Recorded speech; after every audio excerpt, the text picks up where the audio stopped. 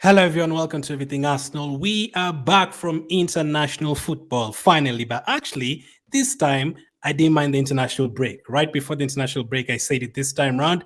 It's actually a good thing for us, considering the number of injuries we had. Like, if we had been playing a Champions League game that Tuesday, Wednesday after Burnley, or playing another Premier League game, it would have been a mess because Odegaard was injured. Ben White was injured. Jesus has still not yet come back. Martinelli picked up a knock against Burnley. Saka picked up a knock against Burnley as well. Even players like Edin Nketiah were just coming back from injuries. Fabio Vieira picked up a red card. Like, we wouldn't have had any players to play in that midweek game if we had a midweek game. So the international break really helped us. Odegaard is now back. Jesus is now back. Man, I watched the Brazil-Argentina game last night. It was a very rough game. It was a foul every single 5 seconds. And Jesus ended up playing 90 minutes. I'm glad he got through that game. Hopefully, he's able to stay fit now because we really need him. But we will be talking about what my lineup will be for this particular fixture. But we're here for the preview. Brentford against Arsenal. Back in the Premier League last season, we went there, we won. The previous season, we went there. It was a terrible, terrible start to that season. But we have been very good away from home the last couple of years. Let's hope this is another one of this game. So it's great to have our players back. Can we now get a run going? Last season, there's a time right at the beginning of the season, we won 5 games in a row before losing to Man United. And then right before the World Cup, we also won another 5 games in a row. We beat the likes of Wolves, Chelsea, all those guys. And then around January, February time, I think we also won against Tottenham, Man United, and then around March before we dropped those points against Liverpool, West Ham, and Southampton, I think we won like 7 games in a row, including some really good wins against teams like Aston Villa away from home. This season, we've not yet managed to win anywhere close to 5 games in a row. Is the most like 3 in a row, maybe? You know what I mean? Like, we need to get a run going. The fixtures are not as easy as they could be, but hey, Brentford, Luton, Wolves, and then right after that, we'll have Aston Villa, Brighton. If you can pick up even 4 wins in a row, you get yourself right amongst Man City and Liverpool as well. This weekend, Man City are playing Liverpool. I'll give you my predictions at the end. Tottenham are about to play Man City as well. So this is a chance to cover that gap because you've already played Man City, you've already played Tottenham, you've already played teams like Man United, Chelsea, all those guys. It's only Liverpool you haven't really played. So, and we're not playing them until all the way like at the end of December or something like that, just before Christmas. So this is a chance to start to keep a winning run going. So we beat Burnley. Can we get a second win in a row? I wish we beat Newcastle. We'd have been going for a fourth win right now. But hey, let's go to Brentford. Brentford is never an easy fixture.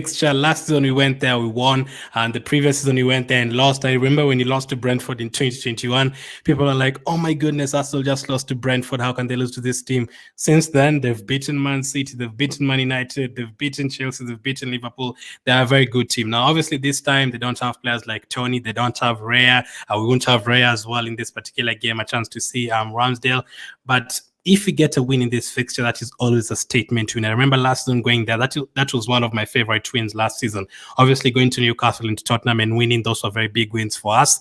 But going to Brentford and winning 3-0, that was a very, very good result for us. I remember Odegaard didn't play that game. We had to depend on Fabio Vieira, and he played really well. He scored a bang in that fixture. So let's hope for a repeat of the same. If we can get a win of back-to-back wins after the Burnley game, and then next week we have a Champions League game against Lens. You win that, you're through top of the table.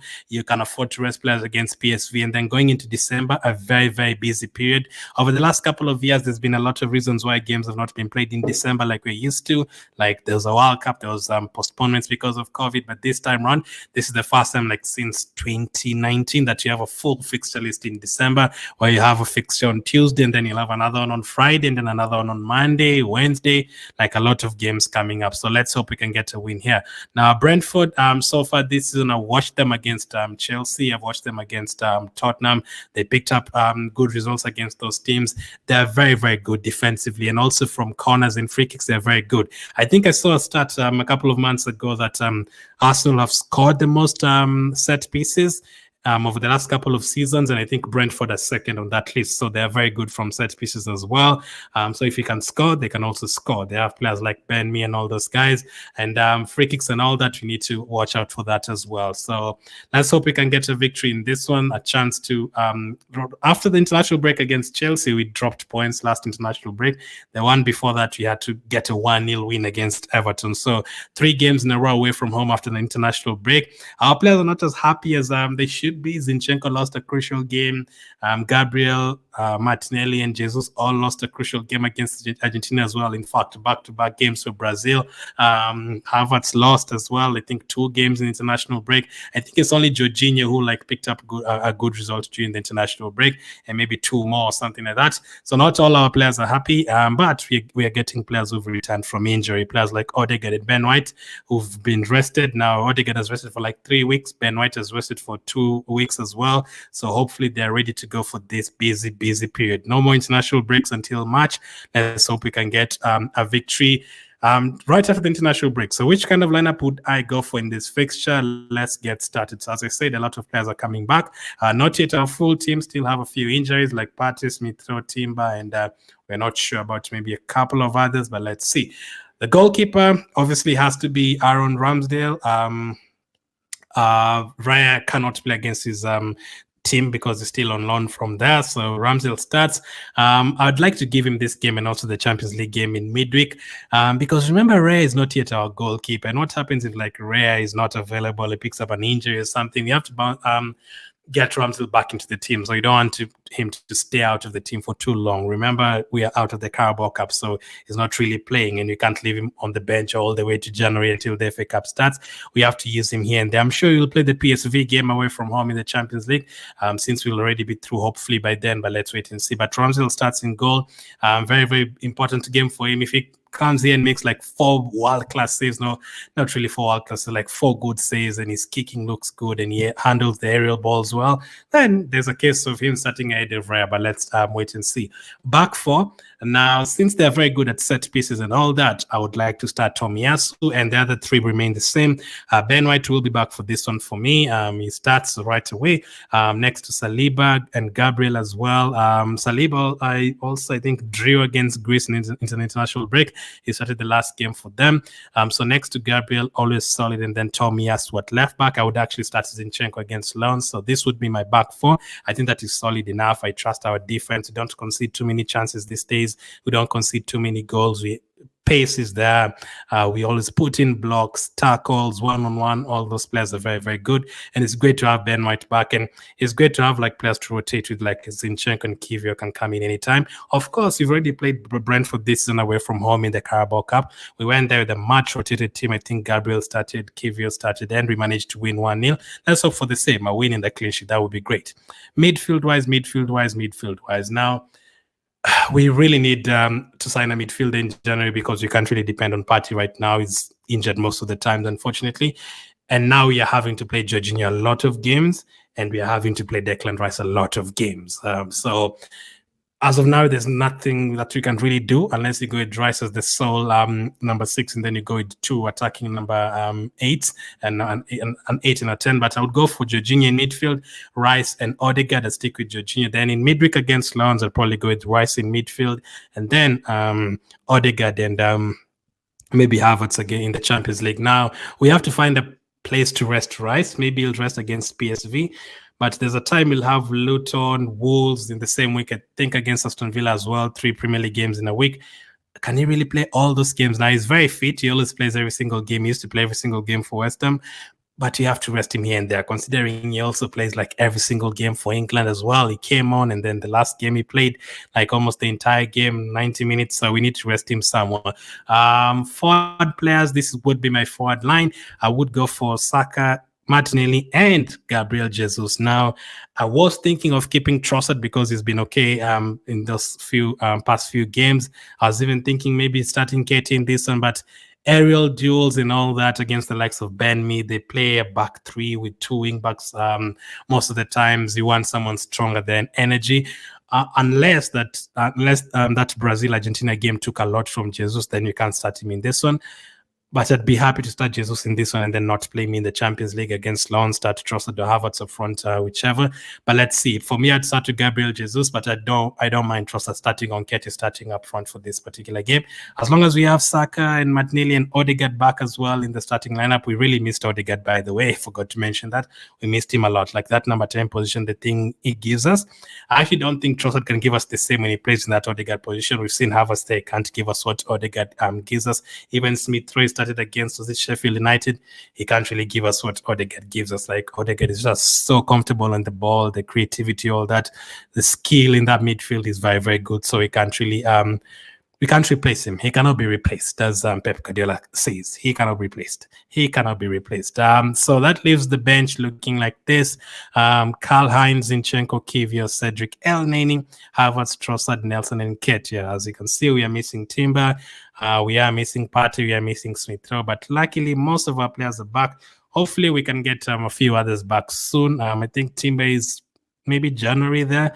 Partey may be the same, but he will be going to the AFCON if he comes back in January. And then Smith-Rowe, hopefully it's not that serious, but you definitely need some reinforcements in January because it's looking like we will be through in the Champions League, going to the now serious business side where you're going to face Real Madrid, Bayern Munich, and all those guys. We need a team. And also the FA Cup gets started in next year in January. So that another competition we really need to do well this time around. So let's see that what happens. My prediction, coming to the predictions next, but that should be my team. Let me know which changes would you make. Would you start Jesus, Trossard, Nketiah up front? And then would you bring back Odegaard right away? And then what happens to the left back? Would you start Tomiyasu or Zinchenko? Prediction time. So first up, let's take a look at what my predictions were last time out before the international break. So I went for Wolves, Tottenham to draw 2-2. Wolves actually won the game 2-1. They were so close to drawing, so I didn't get any points there. I went for Arsenal to beat Burnley 4-0. It turned out to be 3-1, so I only got 1 point there. I went for Crystal Palace to beat Everton, but Everton actually won. Everton are on good form, although they've now been docked 10 points, so they'll now have to build up from there once again. I went for Man United to beat Luton 2-1. I was giving Man United too much credit. I gave them an extra goal, so it ended up being only 1-0, got 1.5 points there. I went for Newcastle to beat Bournemouth 3-0, nowhere close. Bournemouth actually went for Bournemouth won 2-0. As you can see there, major upset. Only 1% of the people making the predictions went for Bournemouth. Aston Villa went for 3-1. It was 3-1 against Fulham. Went for Brighton to beat Sheffield 3-0. Again, it was only 6% went for a draw. It turned out to be 1-1. I went for Liverpool to beat Brentford 2-1. It was 3-0. West Ham, Nottingham Forest went for 2-1. It was 3-2, so close there. Chelsea, Man City, nowhere close. Went for a 3-1 Man City win. It was actually a 4-4 draw. So next up, let's come to the predictions for this upcoming weekend. Some big games. You have Man City, Liverpool, you have Newcastle, and of course the Arsenal game against Brentford away from home, a London derby. Tough game, not an easy game. So the predictions for this week, and I bring it up on screen. Here we go. Man City 3. I've gone for Man City to beat Liverpool 3-2. I'm expecting a very good game there. I mean, it would benefit us. It ended up being a draw. It would be great for us. I've gone for West Ham to beat Burnley 2-1. Burnley need a win from somewhere. West Ham are missing few players. The likes of Boyd are now missing. I made this prediction before I knew Bowen was going to miss, but I think they're still going to manage a win with the likes of Kudus in the team. I've gone for Crystal Palace to beat Luton 2-1. These are the sort of games Burnley and Luton need to try and get at least a point in. Newcastle, Chelsea have gone for a 2-2 draw. Chelsea recently, they've been scoring goals against Tottenham, against Man City, so maybe they can get a couple of more here. And Newcastle are missing a lot of players. Brighton to beat Nottingham 2-1, although I'd not be surprised if this turned out to be a draw. Brighton usually don't win these games. These games against Sheffield away, Nottingham away, they usually struggle. So I'm not even sure I've gone for 2-1. It's looking like a 1-1, or maybe even a Nottingham Forest win. I was not surprised when Nottingham beat Aston Villa last time, especially at home. they usually pick up those kind of results. If Aston Villa won that weekend and Liverpool, I think, won by many goals, they would both have been ahead of us. Would have been like fifth. I think the previous weekend before that. Sheffield, Bournemouth. I've gone for Bournemouth to beat Sheffield 2-1. Very, very big game at the bottom there. Now that Everton have been docked points, both teams need to try and get points. I've gone for Arsenal to beat Brentford 3-1. I've gone for an extra goal. I was thinking 2-1, but something pushed me towards 3-1. It will actually be a better result for Brentford from last season. We beat them 3-0, so I'm actually giving them a goal this time. Tottenham, Aston Villa 2-2. Tottenham have a lot of injuries, and Aston Villa play really well with the likes of Watkins and Douglas Luiz. They're very good. I've gone for Everton to beat Man United 2-1. Man United have actually picked up a lot of wins the last 7 games. They beat 1-0, 2-1. They've still been winning. So this could be a draw, but I've gone for Everton 2-1. This kind of games, Man United away to Everton, away to Aston Villa, this is like games I usually fancy them to lose. Fulham, I've gone for Wolves to beat Fulham by 2-1. So that is my last prediction. But Aston to beat Brentford 3-1. I'm going to go for Saka to score, Martinelli to score, and hopefully Odegaard to score on his return. If Jesus can get on the score sheet, if he starts, that would be great as well. But let me know your prediction for the match. Let me know what your lineup would be and your predictions for the rest of the matches. Thank you for watching. Premier League football is back. No more interruptions until next year. Thank you for watching, and I'll catch up with you on the next one.